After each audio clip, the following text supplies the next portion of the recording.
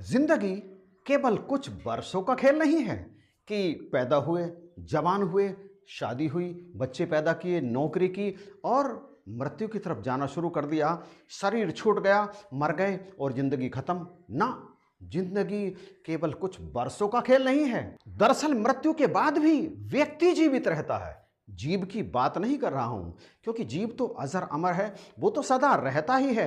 परंतु जिस शरीर में वो जीव था, जो शरीर को छोड़ के चला गया, वो व्यक्ति भी मृत्यु के बाद जीवित रहता है। 1-2 साल नहीं, बल्कि कई पीढ़ियों तक वो मरता नहीं है।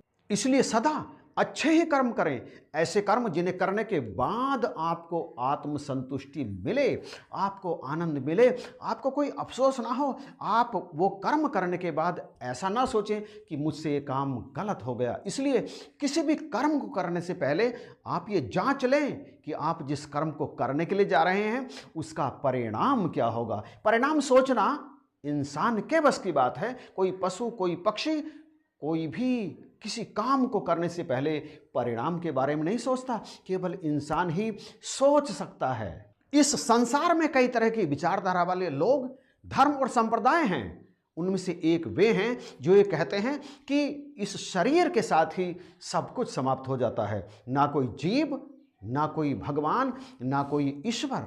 अब यदि उनसे यह पूछा जाए कि यदि कोई ईश्वर नहीं है, कोई भगवान नहीं है, कर्मों का कोई लेखा जोखा इस जन्म के बाद नहीं होता, ये शरीर ही अंतिम जीवन होता है, तो फिर अच्छे कर्म करने का लाभ क्या है। ऐसे कर्म करें ना जिनसे आनंद ही आनंद प्राप्त हो। वो चाहे नैतिक कर्म हो, चाहे अनैतिक कर्म हो, सब कुछ आनंद के लिए करें, सब कुछ मजे के लिए करें। इस पर वे कहते हैं ना, ऐसा नहीं है।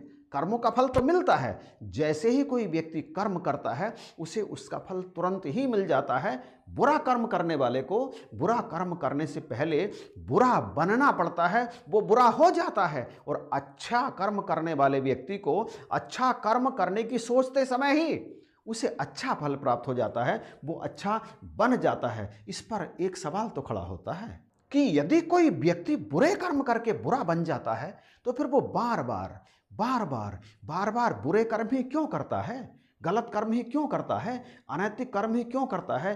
क्या प्रकृति का कोई विधान ऐसा नहीं है कि उसे कर्मों का फल मिले इस जन्म के बाद भी। मैं तो ऐसा मानता हूं कि तमाम कर्मों का फल यद्यपि इसी जन्म में मिल जाता है, लेकिन बावजूद इसके तमाम ऐसे कर्म भी व्यक्ति जीवन भर करता है जिसे उनका फल भोगने के लिए अगले जन्मों में जाना पड़ता है। इस संसार में आपने तमाम ऐसे व्यक्ति देखे होंगे जिन्होंने अपने जीवन में तमाम अनैतिक कर्म किए, तमाम दुष्कर्म किए, तमाम पाप कर्म किए और उनका जीवन चला आनंद के साथ। भले ही वो अंदर से महसूस हो रहा हो कि उसने गलत कर्म किए हैं, लेकिन जीवन तो वो आनंद से जी रहा है, जीवन तो वो मस्ती में, मजे में जी रहा है। और इसी कारण वो आगे भी बुरे कर्म करता चला जा रहा है और अंत में वो या तो पुलिस की गोली का शिकार हो जाता है या सुसाइड कर लेता है जहर खा करके। तो फिर कहाँ मिला उसे उसके बुरे कर्मों का फल। बुरे कर्मों का फल दिखना चाहिए, अच्छे कर्मों का फल भी दिखना चाहिए। आज नहीं तो कल, कल नहीं तो परसों। दरअसल जहां से वीडियो की शुरुआत की, हमें अच्छे कर्म क्यों करने चाहिए?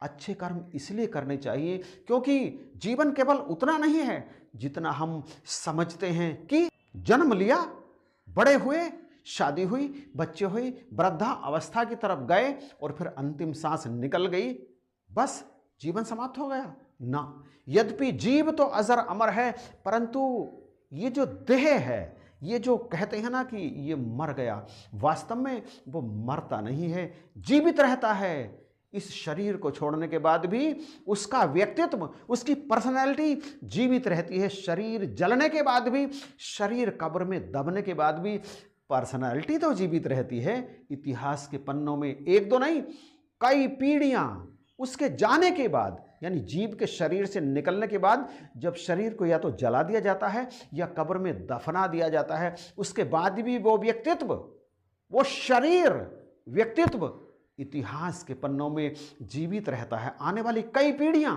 उसके बारे में बात करती हैं। यद्यपि दूर वाले लोग नहीं करते, लेकिन उसके परिवार वाले, उसके मोहल्ले वाले, उसके परिचित, उसके मित्रों की संतानें याद करती हैं, उसे जीवित रखती हैं।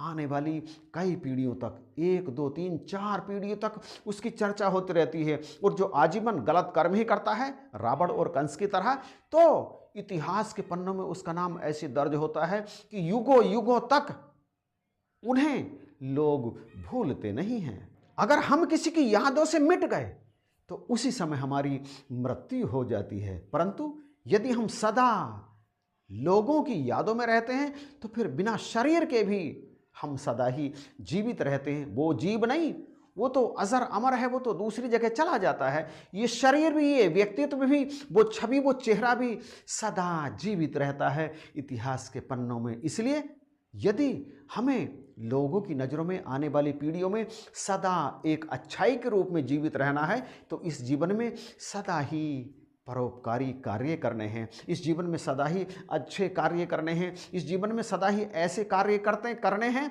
जो दूसरों को भी सुख दें और हमें भी आनंद से भर दें। प्यारे भाई बहनों, हमें सदा ये याद रखना चाहिए, कभी भी नहीं भूलना चाहिए कि आने वाली पीढ़ियां हमारे मरने के बाद सदा ही हमारे कर्मों का मूल्यांकन करती हैं, हमारे अच्छे और बुरे कर्मों को सदा ही तौलती हैं। भैया, वो राजेंद्र सिंह कैसा आदमी था?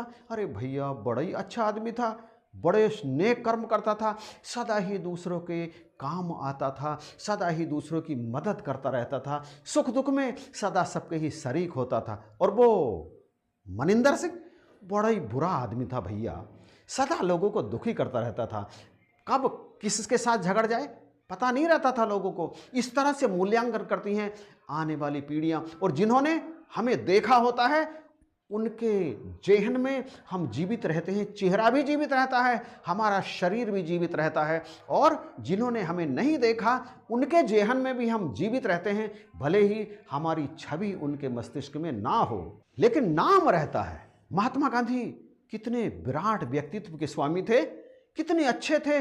देश की आज़ादी के लिए उन्होंने क्या किया, अपने तन पर कपड़ा तक भी नहीं डाला, क्योंकि उन्हें पता था कि देश की बहुत बड़ी आबादी आधी नंगी ही रहती है।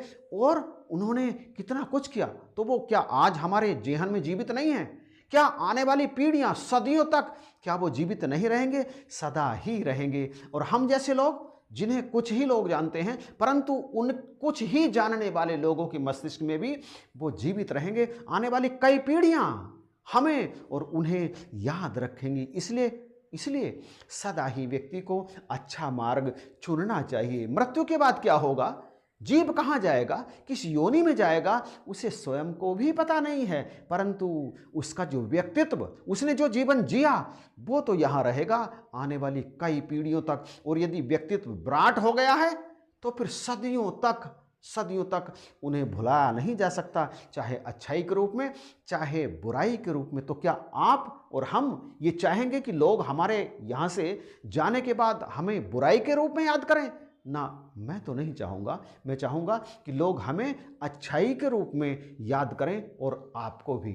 इसीलिए हमें सदा नेक कर्म करने चाहिए, धर्म के मार्ग पर चलना चाहिए, लोगों के काम आना चाहिए, परोपकार की भावना सदा ही अपने अंदर रहनी चाहिए। परंतु ये सब कुछ हम करें निस्वार्थ भाव से, तभी हमारे अंदर देवत्व उत्पन्न होगा। और जिसके अंदर देवत्व उत्पन्न हो जाता है ना, वो सदा ही नेक कर्म करता है, शुभ कर्म करता है, वो कभी भी किसी का दिल नहीं दुखाता।